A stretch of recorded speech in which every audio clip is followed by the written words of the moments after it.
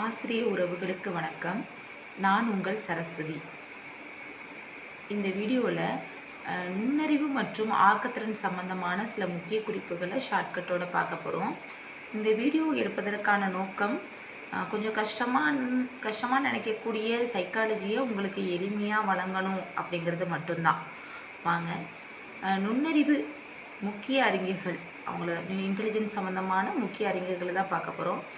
Alfred பீனே, அவர் தான் நுண்ணறிவு சோதனையின் தந்தை. அவர் தான்ப்பா நுண்ணறிவில் ஆல் இன் ஆல் அப்படின்னு ஞாபகம் வச்சுக்கிட்டிங்கன்னா ஆல்ஃப்ரட் பீனே ஞாபகம் வந்துடுவார்.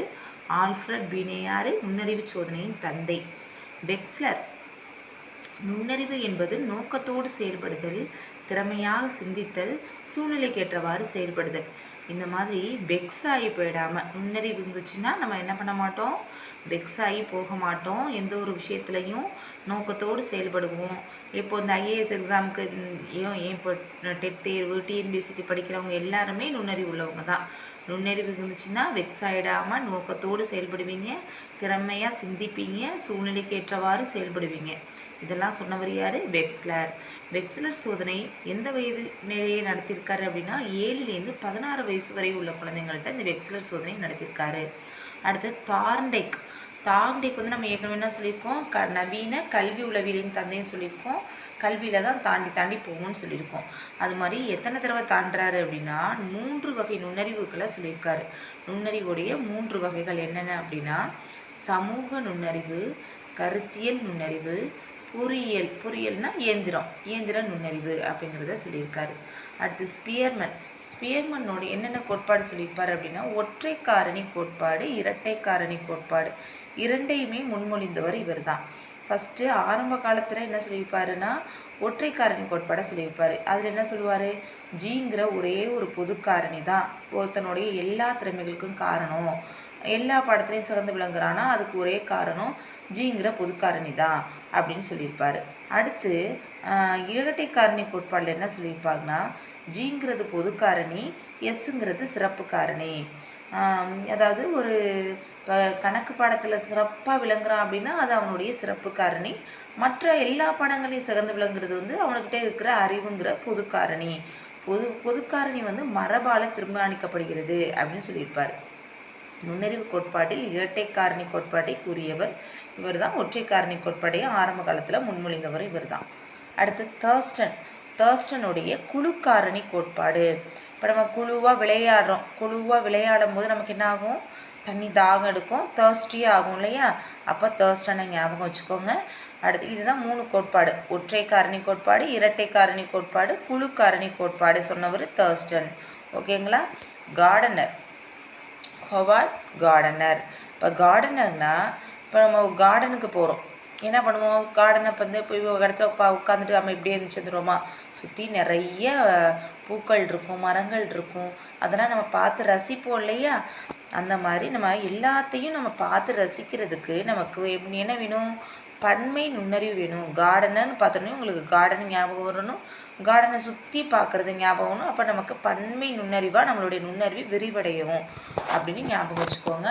நுண்ணறிவில் பன்மை நுண்ணறிவு அப்படிங்கிறத சொன்னவர் இந்த கார்டனர். இதில் என்ன சொல்லியிருப்பான்னா 8 வகை நுண்ணறிவுகளை சொல்லியிருப்பார். இப்போ நம்ம கார்டனில் போகும்போது எட்டு திசையையும் சுற்றி பார்க்குறோம். பொதுவாக 4 திசை சொல்லுவோம். இப்போ வடமேற்கு, வடகிழக்கு, தென்மேற்கு, தென்கிழக்குன்னு சொல்லி அந்த 4 திசையை சேர்த்துக்கோங்க. 8 திசையையும் நீங்கள் சுற்றி பார்க்குறீங்க. எதில்? கார்டனில் அப்படின்னு ஞாபகம் வச்சுக்கிட்டிங்கன்னா உங்களுக்கு கார்டனர் ஞாபகம் வந்துடுவார். அடுத்து டெர்மன் என்ன சொல்லியிருக்காரு, நுண்ணறிவு ஈவு அப்படிங்கிற சொல்ல அறிமுகப்படுத்தினவர் இந்த டெர்மன் தான். டெர்மன் நுண்ணறிவு ஈவு என்ற சொல்ல அறிமுகப்படுத்தியிருக்காரு.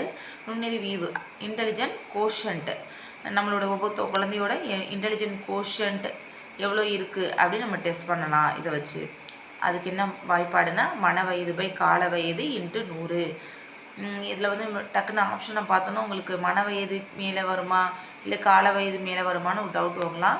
காலம் தான் நம்மளுக்கு காலடியில் கிடக்குன்னு ஞாபகம் வச்சுக்கோங்க, கால வயது தான் கீழே வருது. அடுத்து ஆக்கத்திறன் சம்மந்தமானது டாரன்ஸ் வந்து ஆக்கத்திறனில் 5 பண்புகளை சொல்லியிருக்காரு. ஆக்கத்திறன் பொதுவாக ஒரு புதுசாக ஒரு பொருளை படைக்கணும் அப்படின்னா ஆக்கத்திறன் வேணும். ஆக்கத்திறன் வந்து விரி சிந்தனையோட தொடர்புடையது. ஒரு குழந்தைகிட்ட ஒரு விஷயத்தை பற்றின விரி சிந்தனை இருந்தால் தான் என்ன பண்ண முடியும், புதுசாக ஒன்றை உருவாக்க முடியும். ஆக்கத்திறனில் 5 பண்புகள் இருக்குது.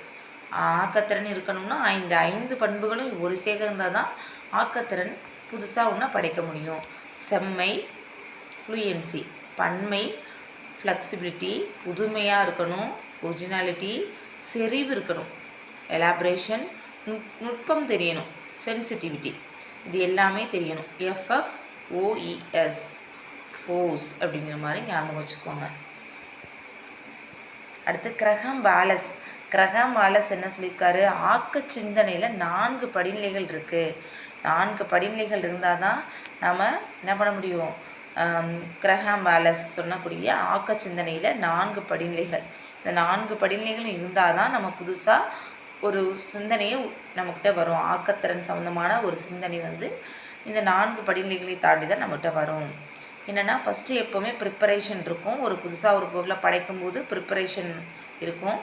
உள் வளர்ச்சி, திடீர்னு ஒரு விளக்கம் அதுக்கு தோன்றும். இலுமினேஷன், உள்ளொளி தோன்றுதல்னு சொல்லுவோம் இல்லையா, திடீர் விளக்கம். இப்போ ஆர்கிமிடிஸ்க்கு வந்து திடீர்னு தானே கண்டுபிடிச்சாரு, யுரேக்கான்னு கத்திட்டு போனார் இல்லையா. அப்போ வந்து அந்த இடத்துல அவருக்கு வந்து ஒரு ஆக்கத்திறன் கிடச்சிச்சு. அப்போ திடீர் விளக்கம் தோன்றும். கடைசியில் சரிபார்த்தல், தயாராக்கம், உள்வளர்ச்சி, திடீர் விளக்கம், சரிபார்த்தல். இது 4ஐயும் சொன்னவர். ஆக்க சிந்தனையின் 4 படிநிலைகளை சொன்னவர் கிரஹாம் வாலஸ்.